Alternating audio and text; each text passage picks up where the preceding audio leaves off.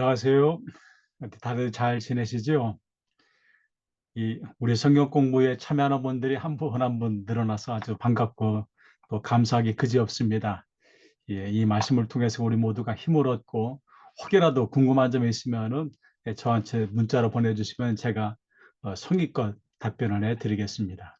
잠시 기도하고 시작합니다. 하나님, 오늘도 우리가 말씀으로 함께 만나게 하심을 감사합니다. 세상을 살다보니 참 어려운 일도 많이 있습니다. 때로는 건강 때문에 또 경제적인 문제 때문에 또 관계 때문에 어려운 것도 있지만은 그러나 이 모든 것들을 이길 수 있는 것은 바로 말씀인 줄로 믿습니다. 이 말씀을 통해 지혜를 얻게 하시고 말씀을 통해 하나님의 뜻을 분별하게 하시고 말씀을 통해 문제 해결의 길을 찾게 해 주옵소서. 말씀 가운데 역사하시는 예수님 이름으로 기도합니다. 아멘. 요한일서 본문 읽기 우리 교재 155쪽부터 시작합니다. 우리 지금 교재가 15과까지니까 앞으로 한 길어야 4주 정도 하면은 이 교재가 다 끝날 것 같습니다. 교재가 다 끝나고 나면은 그 다음에 사도행전만 좀 해볼까 하는 생각도 있기도 하고요. 제가 조금 한두 달 정도 좀 쉼을 갖고 재충전해서 다시 이어가도록 그렇게 하겠습니다. 그런데 다음에 할 것은 아마도 사도행전을 하기가 쉽지 않을까. 사도행전은 우리가 사도행전을 좀 읽어야 될 필요가 있는 것이 사도행전은 예수님의 복음 전파의 사명을 부여받은 제자들을 통해서 그 말씀이 예루살렘과 온 유대와 사마리아 땅 끝까지 이 펼쳐가는 하나의 역사이거든요. 이 사도행전만 우리가 잘 좀 알아도 이 교회 전체의 역사적인 면을 아주 상세하게 알 수가 있으니까 그래서 사도행전을 할까 아니면은 이 성경 공부에 참여하는 분 가운데 한 분이 요한계시록을 좀 알고 싶다는 분이 있기도 합니다. 사실은 제가 이 교재 요한계시록을 아직 쓰진 않았습니다. 구상은 잡았는데 그래서 요한계시록 할까 지금 둘 중에 하나를 고민하고 있는데 어쨌든 15과까지 마치고 난 다음에 제가 결정하도록 하겠습니다. 자, 생명의 말씀 요한 1서를 시작하면서 이 요한은 태초부터 있는 생명의 말씀이다라고 했는데 태초에 있는 생명의 말씀이라는 것은 무엇을 의미합니까? 그것은 예수 그리스도로 의지합니다. 예수 그리스도.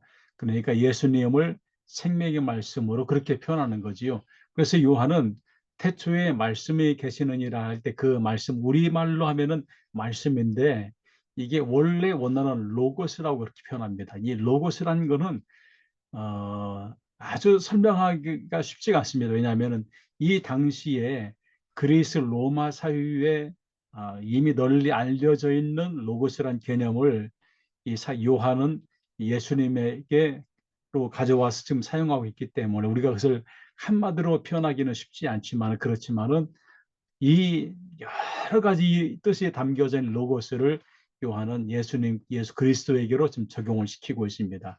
그래서 예수 그리스도가 삼위일체의 하나님으로서 영원 전부터 선재하셨음을 의미한다. 이미 계셨다. 그러니까 이 말은 요한이가 이 말을 하는 이유가 뭐냐면은 예수님은 이 세상이 창조되기 이전부터 삼위일체 하나님으로 함께 계셨다는 것을 지금 말해주고 있는 겁니다.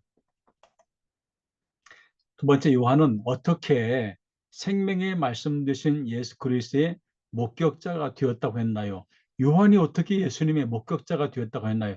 요한은 크게 세 가지로 말합니다. 첫 번째는 내가 들었다. 그러니까 요한은 예수님의 말씀과 가르침을 직접 들은 거지요. 두 번째는 눈으로 보았다. 예수님의 행적, 예수님의 기적, 예수님의 말씀 전하는 것들을 직접 본 거지요. 그리고 심지어 나는 손으로 만졌다. 그래서 부활하신 예수님을 직접 만졌다는 이런 이야기를 하고 있습니다. 사실은 우리가 이 예수님의 부활 이후의 사건을 살펴보면 사실 예수님의 부활 이전과 부활 이후는 몸이 달라졌습니다. 사실은 예수님은 부활 이후에는 식사를 할 필요가 없는 몸이 되어 있음에도 불구하고 제자들에게 당신의 모습을 알려주기 위해서 식사를 같이 합니다. 그리고 대화를 나눕니다. 이때 예수님의 부활을 깨닫지 못하던 제자들이 예수님과 함께 대화하면서 식사를 나누면서 비로소 예수님을 알게 되지요. 그러니까 직접 경험을 했던 사람들 가운데 한 사람이 바로 이 요한 서신을 쓴 요한이다 라고 지금 그렇게 자신을 소개하고 있습니다. 그래서 요한이 목격한 성육신 예수님은 이 목격자들 요한과 제자들이 증언하는데, 그분이 어떤 분이냐? 우리에게 인간의 몸으로 나타나셨다. 인간의 몸으로. 그분은 영원한 생명 예수 그리스도이시고 아버지 하나님과 함께 계신 분이시다. 그러니까 우리가 믿는, 우리가 바라보는 예수님은 그리스도이시다. 이거를 지금 요한을 비롯해서 요한과 함께 했던 예수님의 제자들을 통해서 본인들이 직접 목격한 것들을 우리에게 이렇게 제시해 주는데, 그 예수님이 어떤 분이냐? 그리스도이시다. 예수님, 그리스도. 우리가 이 명칭을 굉장히 주의 깊게 볼 필요가 있습니다. 왜? 성육신한 분, 즉 하나님이 인간의 몸으로 오신 분은 예수님이시고, 그분이 우리의 메시아가 되셨다는 표현은 그리스도이시다. 그러니까 예수라는 명칭은 인간의 몸, 그리스도는 메시아 하나님이심을, 그래서 예수 그리스도는 성육신하신 하나님이시다고 그렇게 표현하는 명칭이 되는 겁니다. 자, 그러면은 페이지 156쪽입니다.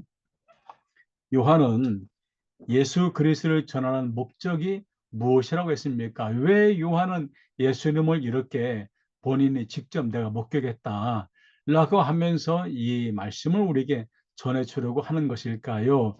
이유는 있습니다. 이유는 요한이 보고 들은 것을 우리에게 증언하는데, 그 증언하는 목적은 사귐과 나눔을 위해서 그렇습니다. 무엇을 위한 사귐이냐?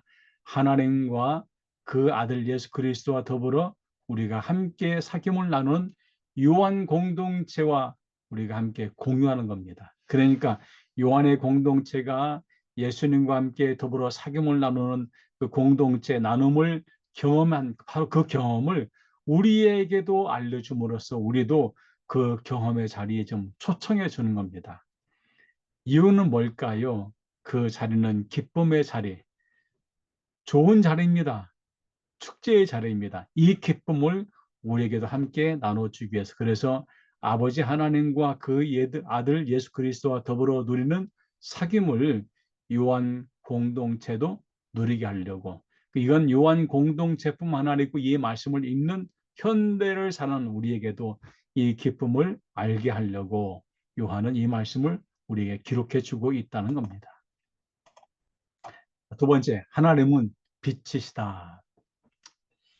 빛의 역할이 무엇일까요? 빛은 어두움을 몰아내는 역할입니다.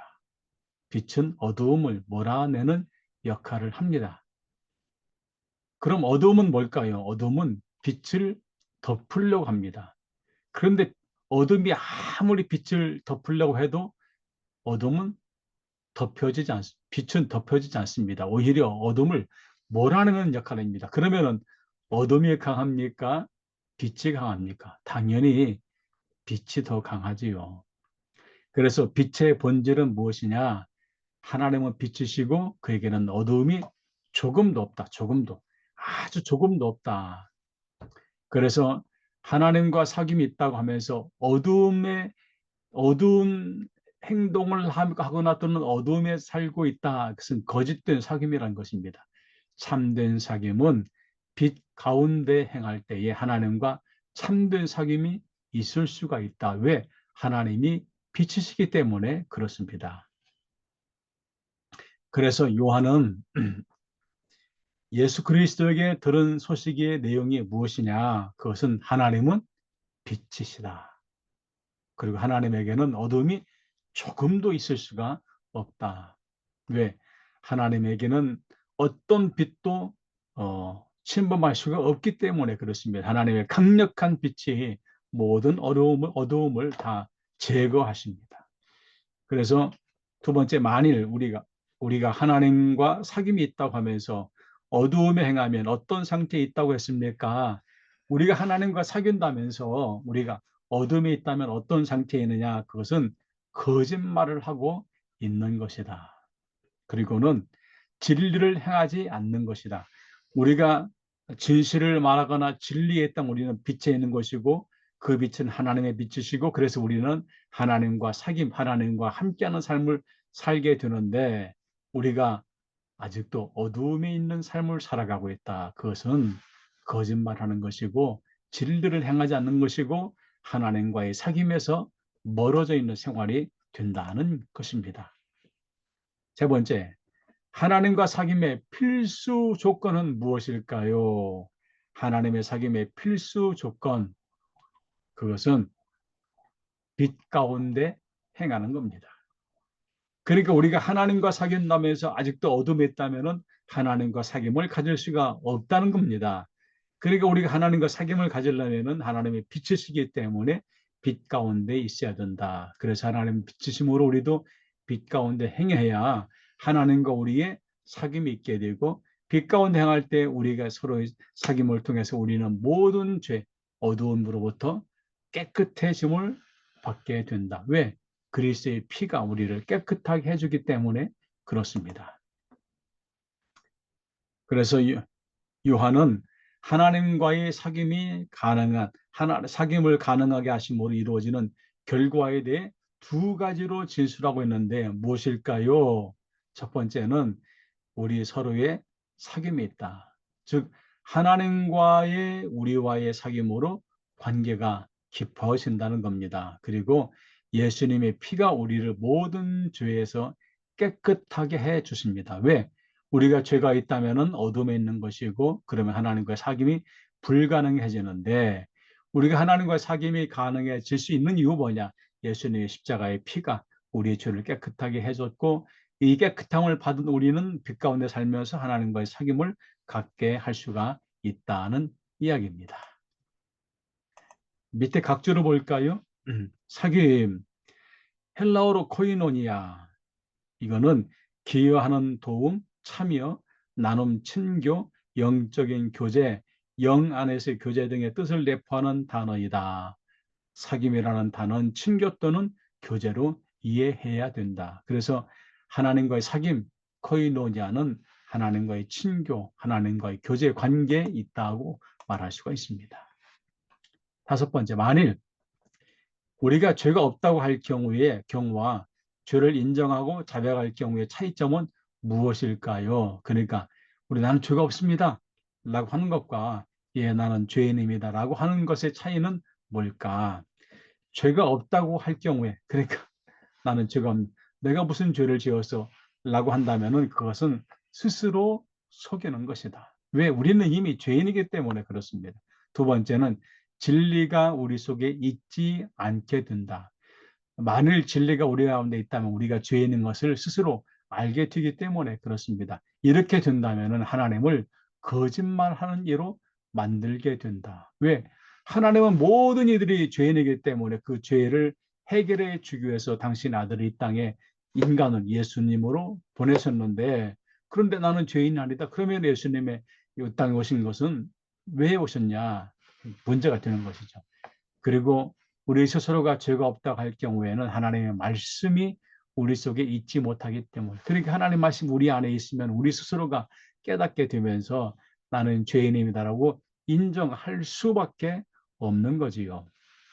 그런데 반대로 죄를 인정하고 자백할 경우에 우리 죄가 깨끗하게 사함을 받습니다. 그리고 모든 불의에서 깨끗하게 됩니다. 제가 전에도 말씀을 드렸지만은 이게 참 유사한 게 하나가 있습니다.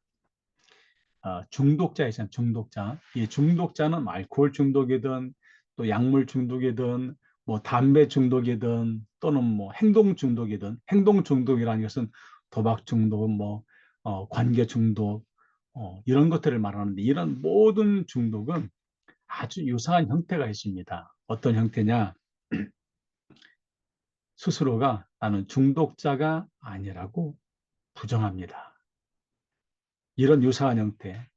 그리고 이 중독이 한번 노출이 되면은 우리 뇌 앞에 전두엽 뇌는 뭔가를 통제하는 그런 역할을 하는데 이 통제 능력을 상실해 버립니다. 그래서 더 많은 것들을 요구하게 되는 겁니다. 그런데 회복되는 가장 좋은 지름길이 하나가 있습니다. 뭐냐? 스스로가 나는 중독자입니다라고 고백하는 것입니다.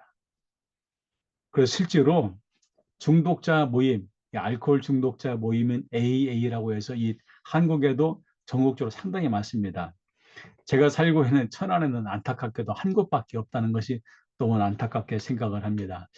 제가 이 중독을 강의하고 또 중독 분야에 상담도 하고 오랫동안 연구해 와서 언젠가는 좀 이렇게 그 구세군 교인에 대해 이렇게 AA 모임을 한번 만들어 볼까 하는 그런 생각도 하고 있긴 합니다. 어쨌든 중독자들이 중독에서 벗어나는 가장 첫 번째, 가장 기본적인 태도는 나는 중독자입니다라고 고백하는 것인데 이게 우리 사람들이 우리 스스로가 하나님 앞에 나는 죄인입니다라고 고백할 때 우리는 비로소 여기서부터 하나님의 사람으로 살아갈 수 있는 힘을 받게 된다는 겁니다. 아주 너무나 제가 참 신기하다는 생각을 늘 갖습니다. 어쨌든 간에 우리 스스로가 우리 죄를 인정하고 자백할 경우에 우리가 하나님의 자녀로 거듭나고 또 하나님의 자녀로 성장하고 또 진리 가운데 빛 가운데 살아가는 힘을 받게 된다는 말씀입니다. 앞에 코이노니아, 친교 말씀드렸지요. 코이노니아는 우리가 영 안에서의 교제를 말합니다. 영 안에서의 교제. 세 번째, 대언자이신 예수 그리스도 우리 페이지 105, 교재 158쪽에 있습니다. 요한이 이 문서를 쓰는 목적은 무엇 때문이라고 했습니까? 왜 요한은 이 요한 서신을 쓰고 있을까요? 그것은 우리가 죄를 범하지 않게 하려고 그렇습니다. 이 말은 뭐냐면은 이 말씀을 통해 이 말씀을 읽는 사람들이 죄가 무엇이냐, 우리가 죄를 극복하려면 무엇이 필요하냐, 또 우리의 모든 죄를 사하게 이 땅에 오시는 예수 그리스도와 우리는 어떤 관계를 가져야 되냐, 또 우리가 하나님과 어떤 사귐, 어떤 관계를 이어가야 되냐, 이런 것들을 가르쳐 주기 위해서 이 요한은 이 문서를 우리에게 쓰고 있습니다. 그리고 우리 죄를 위한 대언자는 누구라고 했습니까? 요한이 대언자가 누구라고 했습니까? 대언자는 예수 그리스도이십니다. 그래서 예수 그리스도는 우리 죄를 위한 대언자. 대언자가 무엇입니까? 대신 말해주는 변호사가 맡는 것이지요. 여기 대언자라고 해서 각주 구문 뭘까요? 158쪽 이 글자가 너무 작아서 잘 보이는지 모르겠습니다. 제가 한번 천천히 지금 여기 화면에 보이는 것은 이 각주의 내용을 요약해 놓은 것입니다. 이 대언자를 파라클레토스라고 합니다. 파라클레토스, 이 옹호자, 중보자 또는 위로자, 돕는 자는 뜻인데 문자적으로 또는 옹호자를 가리키는 이것은 요한복음에서 성령을 지칭하는 표현으로 사용되었지만은 여기서 즉 요한 1서에서는 예수 그리스도를 지칭하는데 사용하고 있습니다. 이것은 예수 그리스도께서 하나님 앞에서 인간의 죄를 위해 중보되심을 말합니다. 요한복음에서 사용하는 파라클레토스의 성령과 여기서 사용하는 파라클레토스 사이에는 차이가 있습니다. 왜냐하면 성령은 예수 그리스도의 영이며 또 요한복음 14장 16절에서 또 다른 보혜사라고 했는데 예수님이 파라클레토스이심을 암시하고 있기 때문입니다. 파라클레토스이신 성령께서는 지상에서 그리스도를 중보하시는 분이시며 파라클레토이스이신 그리스도께서는 하늘의 하나님 앞에서 그리스도인들의 죄를 중보하시기 때문에 이 단어를 사용하는 것으로 보입니다. 그러니까 복음서에서 말하는 파라클레토스는 성령인데 그 성령이 중보자 역할을 합니다. 그런데 이 요한일서에서 파라클레토스는 예수님을 지칭하는데 그 예수님은 어떤 하나님과 우리 사이를 중보하시기 때문에 그래서 파라클레토스로 그렇게 사용하고 있다는 것을 우리에게 설명해 줍니다. 3번 우리의 대언자 되신 예수 그리스도가 화목제물이 된 이유가 무엇 때문이라고 했습니까? 화목제물이 무엇입니까? 구약의 율법에 의하면은 화목제물, 죄를 지은 사람들이 하나님 앞에 속죄함을 받기 위해서 반드시 뭘 했냐면은 피를 흘리는 제사를 드려야 됐습니다. 그런데 이 반복적인 제사가 오히려 그들을 더 그들의 죄에 대해서 덜 민감하도록 그렇게 만드는 부정적인 역할을 하게 합니다. 그래서 하나님은 이 모든 것들을 다 접어두고 당신 아들 이 땅에 보내서 당신 아들을 희생양으로 우리를 위해 십자가의 죽음을 죽게 해서 우리의 화목제물이 되었습니다.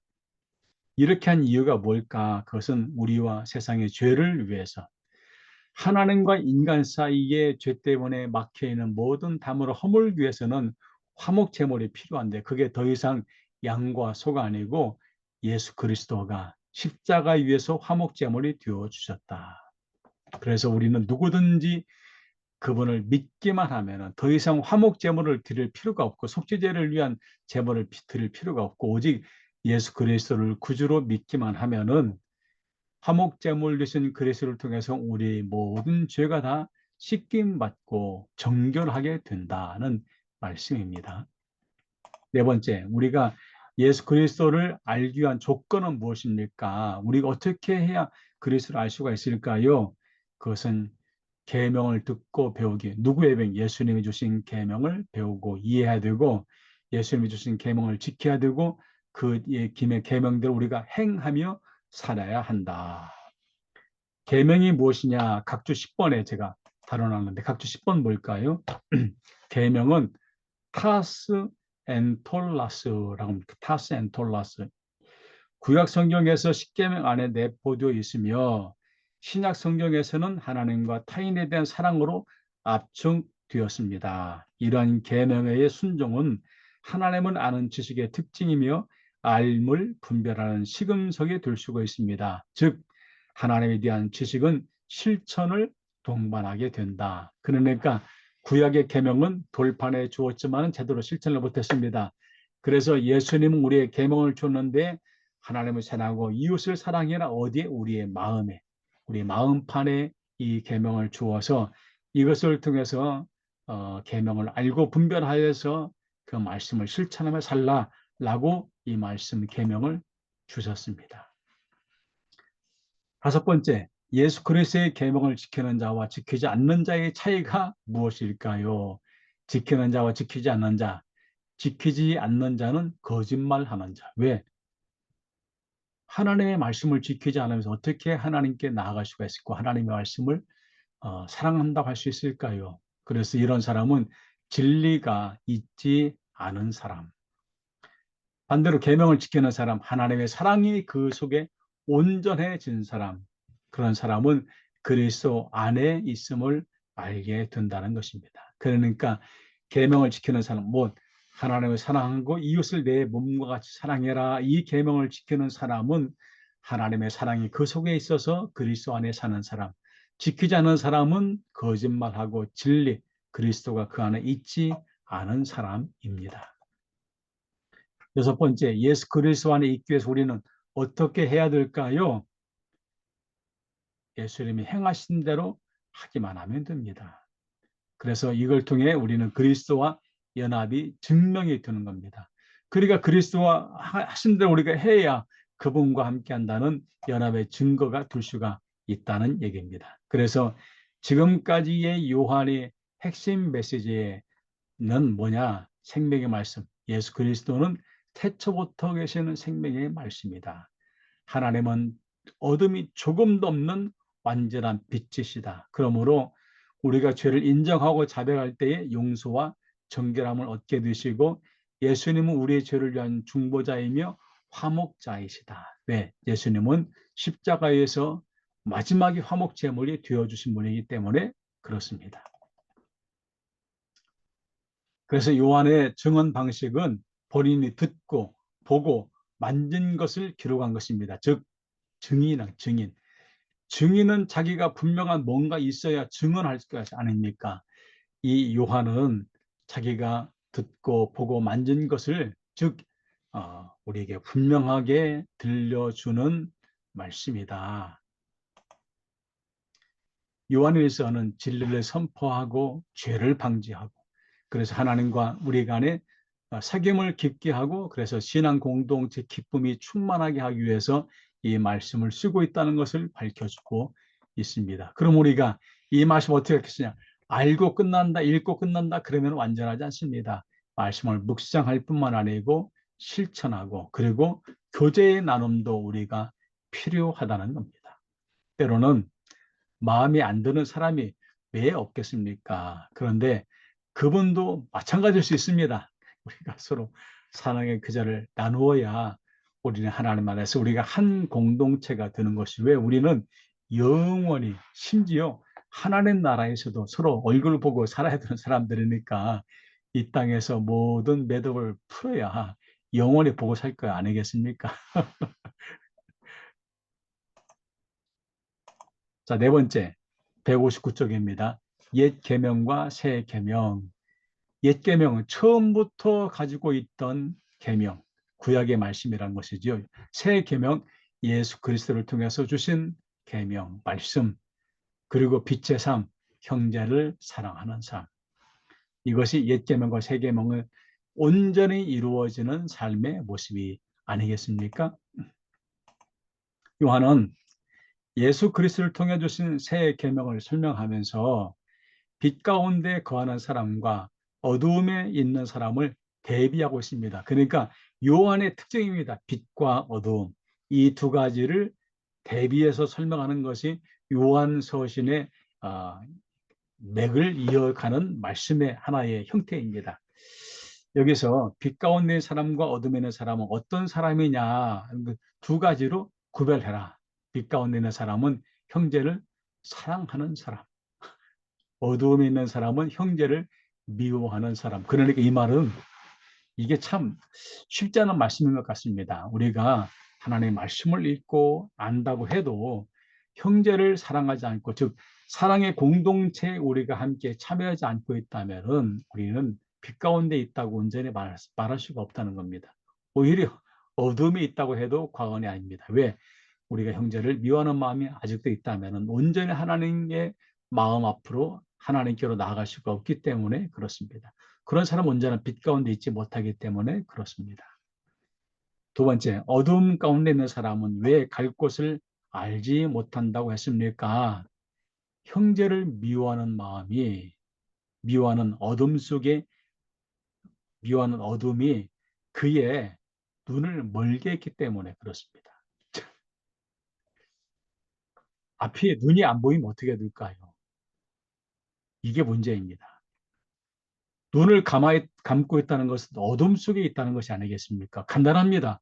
아무리 햇빛에서 눈을 감고 있으면 앞을 볼 수 없는 어둠 속에 있습니다. 그러니까 이게 우리가 빛에 있다, 또 말씀이 있다 해도 우리가 형제를 미워하는 것은 곧 우리가 눈을 감고 있는 것과 같다는 겁니다. 그러면은 어둠에 있게 되는 것이고 하나님과의 사귐으로 나갈 수가 없게 되는 것이지요. 그래서 어둠의 결과는 영적인 시력의 상실하는 겁니다. 영적인 시력. 또 방향을 알지 못합니다. 이렇게 된다면 관계가 단절이 되지, 형제의 관계가 단절이 됩니다. 그리고 우리는 영적으로 어두움에 있게는, 즉 하나님과의 관계가 멀어지게 된다는 것입니다.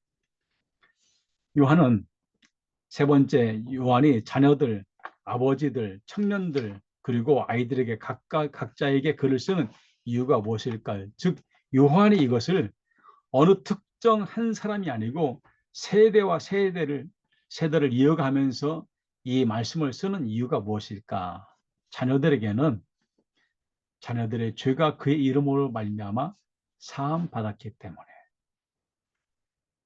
아버지들에게는 태초부터 계신 일을 알았기 때문에, 청년들에게는 악한 자를 이겼고 강하고 하나님의 말씀이 그들 안에 거하시며 그들이 흉악한 자를 이겼기 때문에, 그리고 아이들에게는 아버지를 알았기 때문에, 이렇게 요한이 각 세대 모든 사람들에게 이 말씀을 쓰고 있다.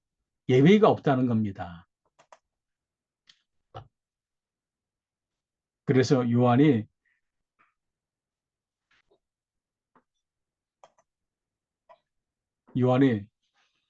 그리스도인들에게 이 세상이나 세상에 있는 것들을 사랑하지 말라고 한 이유는 무엇 때문일까요? 자, 우리는 여기서 하나의 혼돈을 겪을 수가 있습니다. 세상을 사랑하지 말아라.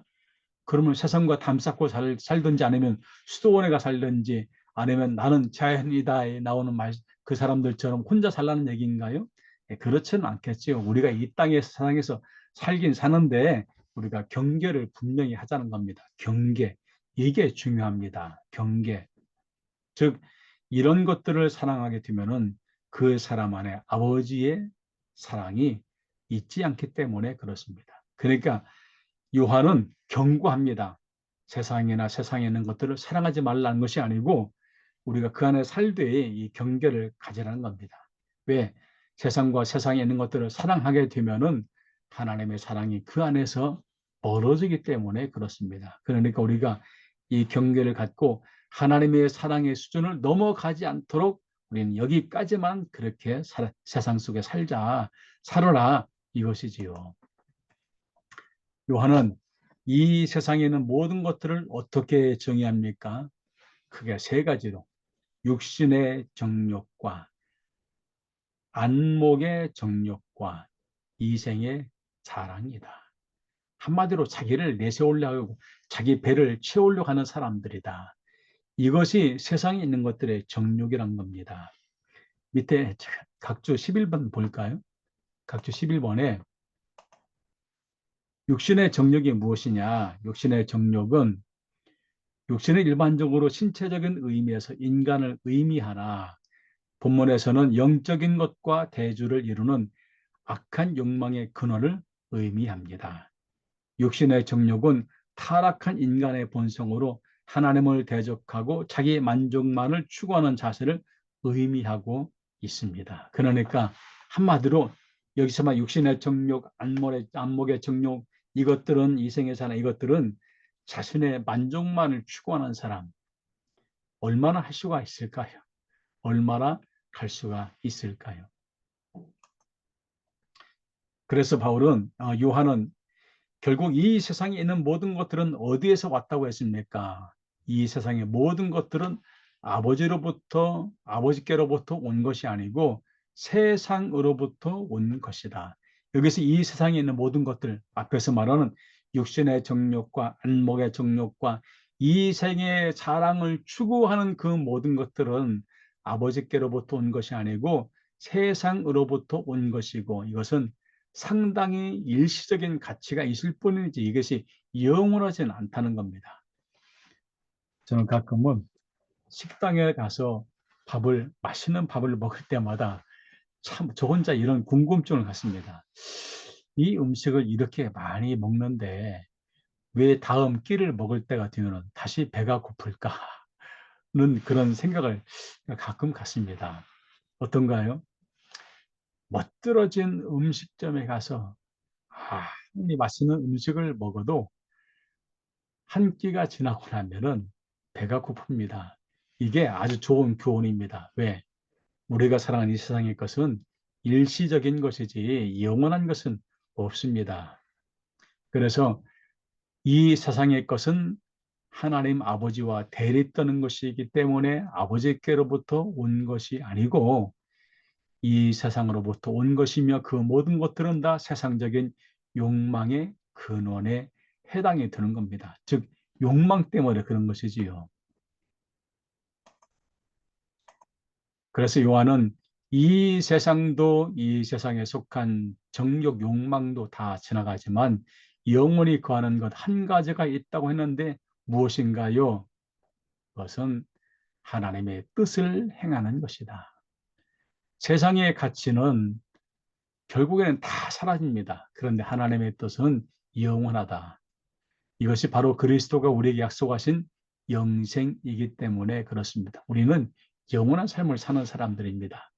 우리의 가치관이 달라져야 합니다. 왜? 우리는 영원한 것을 향해서 살아가는 사람들이기 때문에 그렇습니다.